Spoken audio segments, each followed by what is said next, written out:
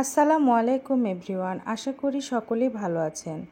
আজকে আবারও চলে এসেছি নতুন একটি রেসিপি নিয়ে। আজকে আমি তৈরি করছি নানখাতা স্টাইলে বিস্কিট। খেতে খুব সুস্বাদু এবং মজাদার। ঘরেই খুব অল্প উপকরণ, যেটি আমাদের বাসায় সচরাচর থাকে, সেই উপকরণগুলো দিয়েই এই মজাদার বেকারির মতো আমরা বিস্কিট ঘরেই তৈরি করে ফেলতে পারবো। তো চলুন দেখে নিন কীভাবে এই বিস্কিটটি তৈরি করেছি। এর জন্য নিয়েছি প্রথমে 1 কাপ পরিমাণ ময়দা, দিয়ে দিয়েছি 1/3 কাপ পরিমাণ গুঁড়ো চিনি,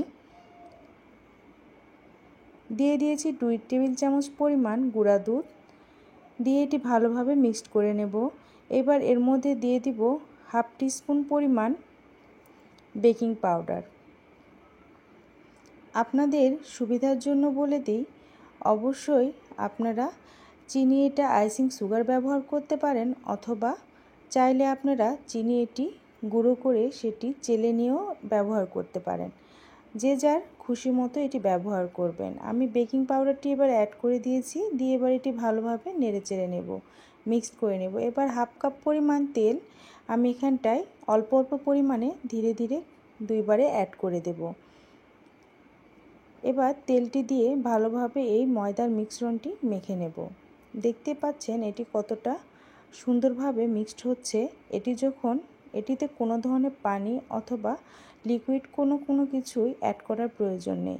এখানটায় আমি আবারও তেল সম্পূর্ণটি দিয়ে এবার মেখে নেব ভালোভাবে। এভাবে হাত দিয়ে মেখে নিতে এটি একদমই পারফেক্ট একটি ডোর মতো তৈরি হয়ে আসবে। যখন এটি ডোর মতো তৈরি হয়ে আসবে তখন বোঝা যাবে যে আমাদের এই মিশ্রণটি একদম কমপ্লিট হয়ে এসেছে। আমার ডোটি যখন কমপ্লিট হয়ে যাবে, এটি আমি 5 থেকে 6 মিনিটের জন্য সেট হওয়ার জন্য রেখে দেব একটি ঢাকনা দিয়ে।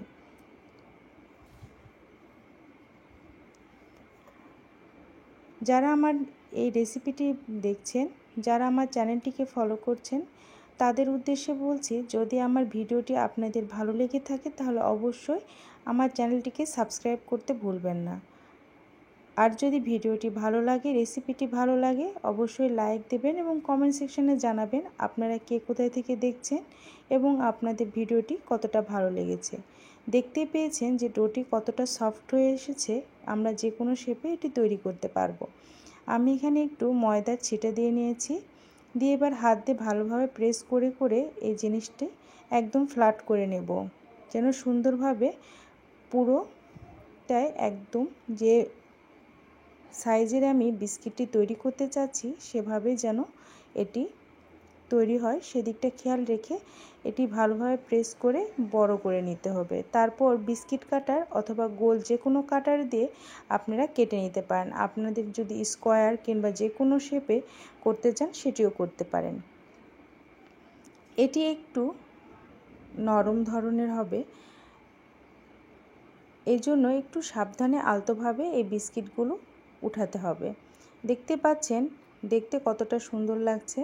এবার আমি ধীরে ধীরে সব বিস্কিটগুলো এই ট্রেতে উঠিয়ে নেব। আমি ট্রেতে একটু অয়েল ব্রাশ করে নিয়েছি এবং এর উপরে দিয়ে দিয়েছি বেকিং পেপার দিয়ে এবার আমি একটি একটি করে বিস্কিট এই ট্রেতে রেখে দেব সুন্দরভাবে।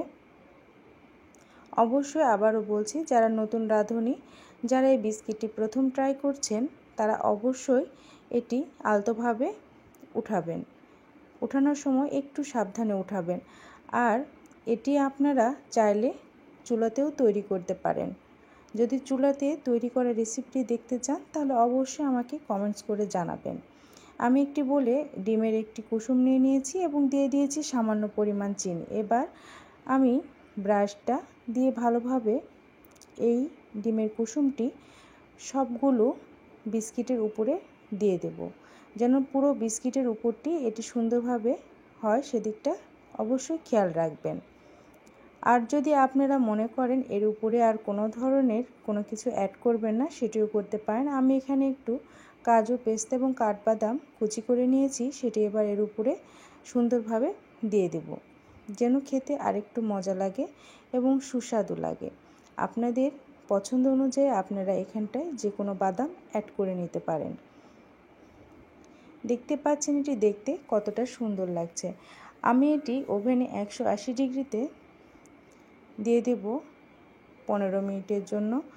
দেখতে পাচ্ছেন, আর এই জন্য বলে নেই, যারা ওভেনে এটি বেক করবেন এক এক ওভেনের এক রকম টেম্পারেচার এবং এক রকম সময় লাগে। যে আপনাদের ওভেনে কতটুকু সময় লাগবে সেই অনুপাতে আপনারা ওভেনে এটি দিয়ে নেবেন। দেখতে পাচ্ছেন আমার বিস্কিটটি একদম কমপ্লিট রেডি।